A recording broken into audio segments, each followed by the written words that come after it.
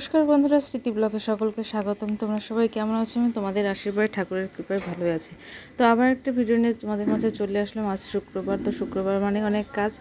তো সকালবেলায় যে দেখো তরকারি কাটতেই বসে তোমাদের সঙ্গে ভিডিওটা শুরু করলাম। তো ঠিক আছে, দেখতে থাকো ভিডিওটা। তো সকালবেলা দেখো তোমাদের দাদা একটু বাজার থেকে যে কাঁচা কলা, ডাঁটা আর লবণ আর হচ্ছে যে শাক নিয়ে আসছে, আর এই কান্না শিং মাছ নিয়ে আসছে। দেখো, তো শিং মাছ দিয়ে কলা দিয়ে খাইতে ইচ্ছা করলো, তো সেটাই তো কেটে নিয়ে আসেনি আজকে। তো বাড়িতেই কাটবে, কারণ শাশুড়ি আছে, শাশুড়ি কাটবো। তো তার জন্য একটু ছাই নিয়ে আসছে, সেটাও কিনে নিয়ে আসলো।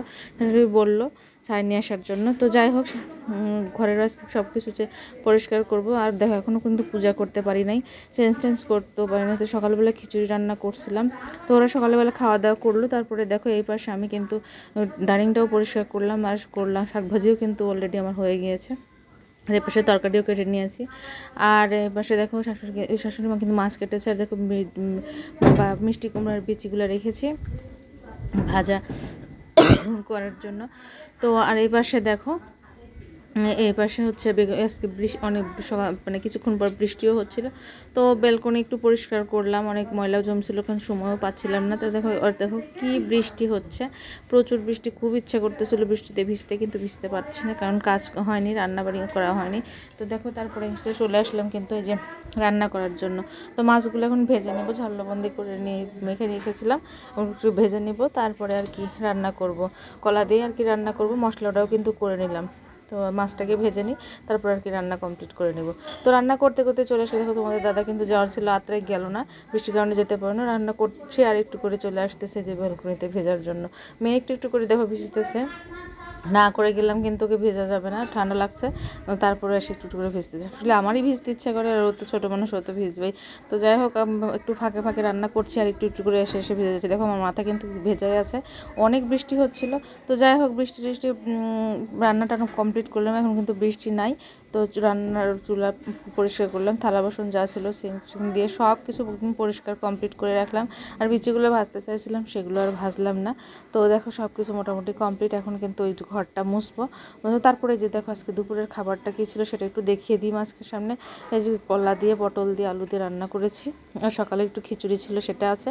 আর এই যে শাক ভাজি, লাল শাক ভাজি, আর এই যে তরকারি। তো এই হচ্ছে দুপুরের খাওয়া দাওয়া।